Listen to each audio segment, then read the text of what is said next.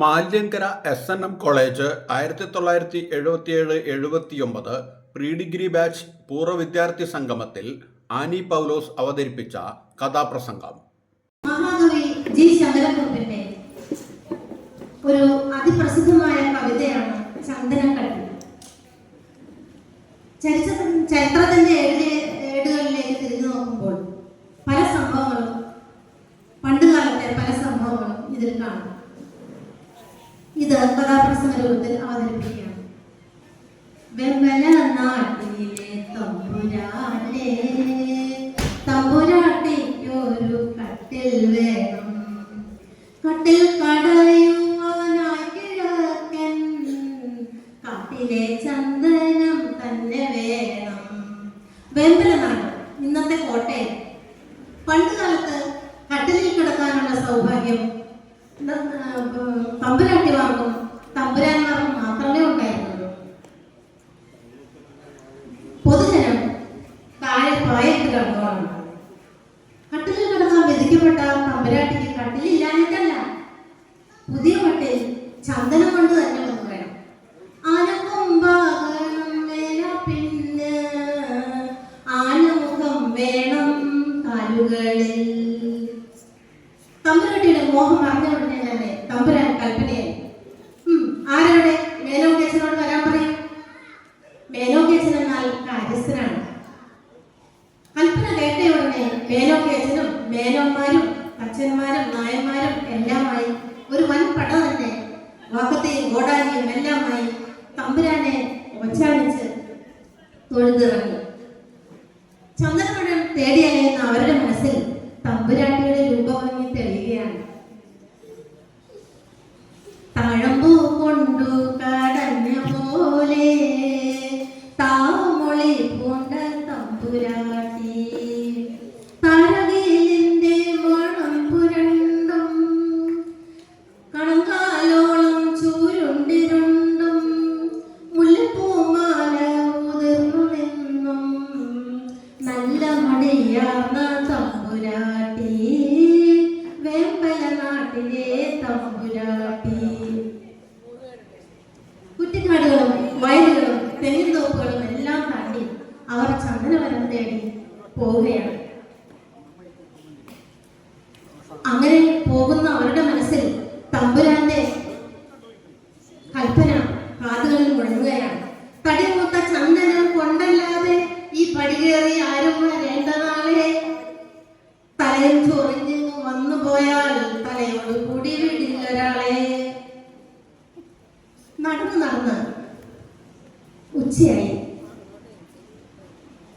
വിശപ്പും ദാഹവും സഹിക്കാനാവാതെ അവർ ഒരു കയ്യിൽ കരുതിയിരുന്ന പൊതിച്ചോറ് ഉണ്ണുവാനായി ഒരു അരുവിയുടെ തീരത്ത് മരച്ചുവട്ടിലിരുന്നു.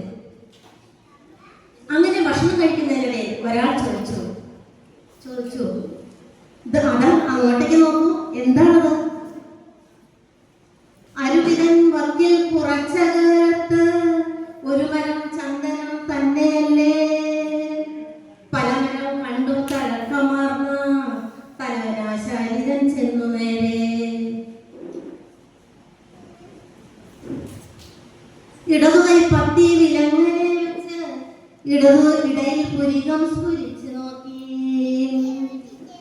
ഇല്ല, ചന്ദനം തന്നെ. ഇത് കേട്ട ഉടനെ എല്ലാവരും ആ മരത്തിനടുത്തേക്ക് ഓടി. അങ്ങനെ ഒരാൾ ഒരു കൊമ്പ് കുത്തിയെടുത്ത് നട്ടു നോക്കി.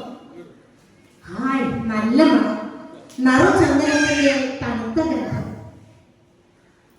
അങ്ങനെ എല്ലാവരും കൂടി തോർത്ത് മുറുക്കി കൊടുത്ത് തലയിൽ കെട്ടി വാക്കത്തെയും ഗോഡാലിയും ഒക്കെ എടുത്ത് ആ മരത്തിനടുത്തെത്തി വെട്ടാൻ ഒരുങ്ങിയപ്പോൾ അതാ ഒരു ശബ്ദം, ഒരു കരച്ചിൽ.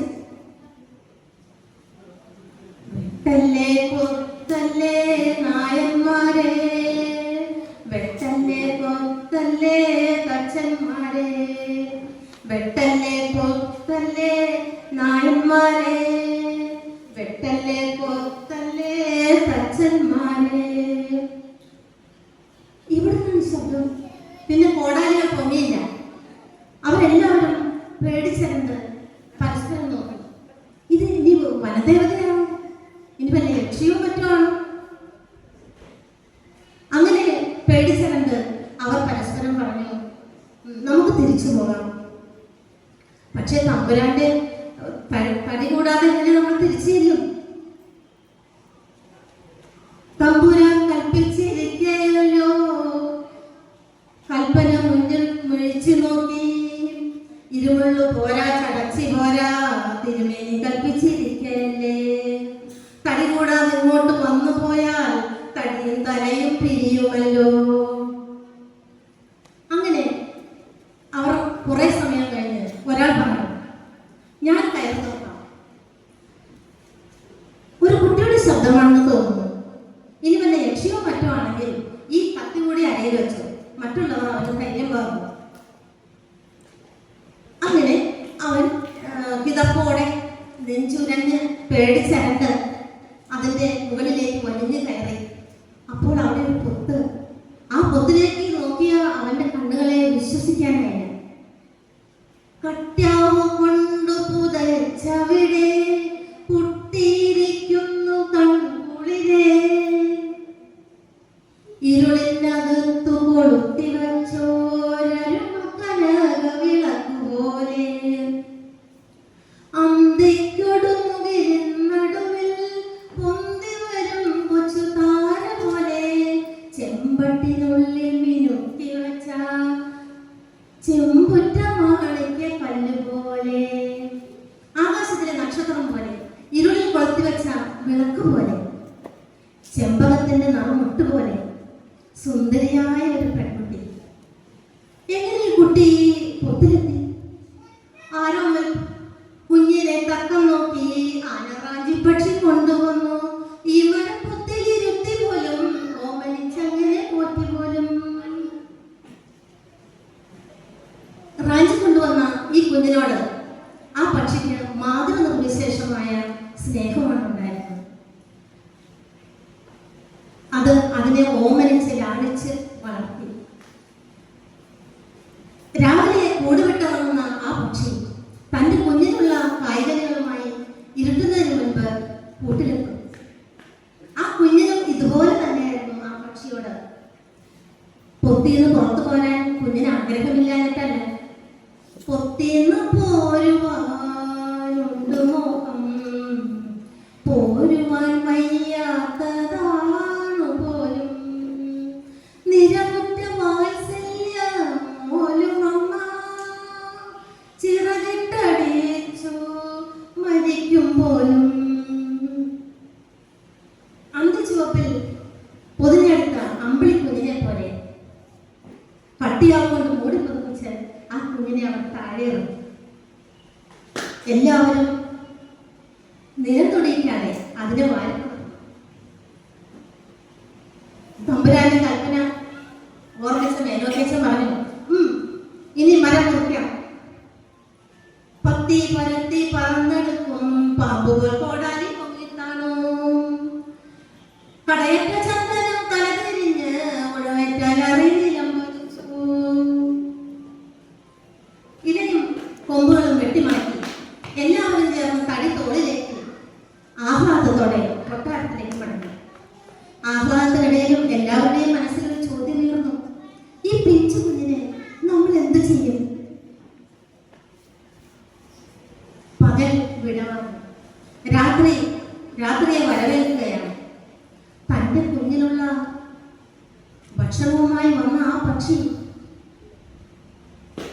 നോക്കിയപ്പോൾ കണ്ടത് ഞെട്ടിപ്പിക്കുന്ന കാഴ്ചയാണ്.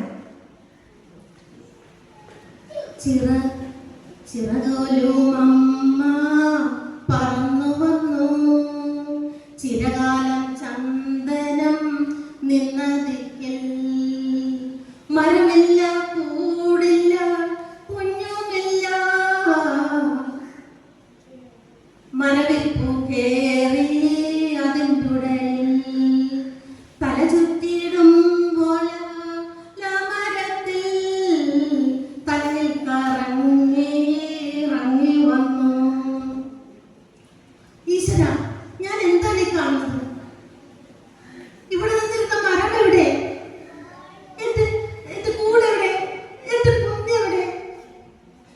ചിറകിട്ടടിച്ച് കരഞ്ഞ് തകർന്ന ആ പക്ഷി, ആ അമ്മ മറ്റൊരു മരത്തിൽ ഉറങ്ങാതെ കഴിച്ചുകൂട്ടി.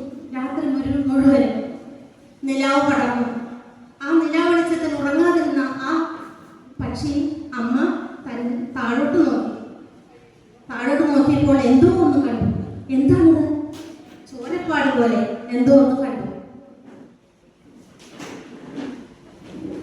ധനമൂലും അമ്മയ്ക്ക് കണ്ടറിവാൻ അടയാളമായിട്ട കൊച്ചു പൈതൽ കട്യാവു തന്നെത്താൻ പിച്ചി ചീന്തി കാടുകഴിവോളം ഇട്ടിരുന്നു. പിച്ചി ചീന്തിയിട്ട് ആ കട്യാവിന്റെ അടയാളം നോക്കി ആ പക്ഷി പറന്ന് പറന്ന് പറന്ന് കുറേ ദൂരം പറന്നു. പിന്നീട് ആ അടയാളവും കാണാതായി. തന്റെ കുഞ്ഞിനെ കൊണ്ടുപോയ തന്റെ കുഞ്ഞിനോടുള്ള അഗാധമായ സ്നേഹം കൊണ്ട് അതിനെ കൊണ്ടുപോയ മാർഗം മണത്തറിഞ്ഞ് ആ പക്ഷി പറന്നെടുക്കുകയാണ്. അമ്മതൻ സ്നേഹം മണത്തറിഞ്ഞു പൊന്മകളെ കൊണ്ടുപോയ മാർഗം. അങ്ങനെ ആ പക്ഷി പറന്ന് പറന്ന് പറന്ന് അരമന തന്നോടെ അടഞ്ഞ വാതിൽ അരികത്തണഞ്ഞതു ചത്തു വീണു. കൊട്ടാരത്തിന്റെ അടഞ്ഞ വാതിലിൽ കടി ആ പക്ഷി ചത്തു വീഴുകയാണ്. പാതി വിടർന്ന കൊക്കുമായി കിടക്കുന്ന അതിനെ കണ്ട് കൊട്ടാര കാവൽക്കാർക്ക് വരെ തൊണ്ടയെടുത്തു. ചന്ദന ചേളുകൾ കൊണ്ട് ചിതയൊരുക്കി വീരാളി പട്ടിൽ പൊതിഞ്ഞ് വീരോചിതമായി അതിനെ സംസ്കരിച്ചു. കാഴ്ച കണ്ട് ഇളം പൈതൽ പൊട്ടിക്കഴിഞ്ഞു. കാലങ്ങൾ കടന്നുപോയി. ഇളം പൈതൽ വളർന്ന് തമ്പുരാട്ടിയായി, നല്ല സുന്ദരിയായി. കൊട്ടാരത്തിലെ ഇളമുറ തമ്പുരാട്ടിയായി. തമ്പുരാട്ടിക്ക് വേണ്ടി പുതിയ ഒരു ചന്ദനക്കട്ടിൽ തന്നെ ഉണ്ടാക്കിയിരിക്കുകയാണ്. തന്റെ പ്രിയതമൻ ഈ തമ്പുരാട്ടിക്ക് വേണ്ടി ഉണ്ടാക്കിയിരിക്കുന്ന മനോഹരമായ കട്ടിലിലേക്ക് അവളെ ആനയിക്കുമ്പോൾ ആ തമ്പുരാട്ടി എന്തോ ഓർക്കുകയാണ്. അവളുടെ കണ്ണുനീർ ഊർന്നിറങ്ങുകയാണ്. അവൾ കരയുകയാണ്.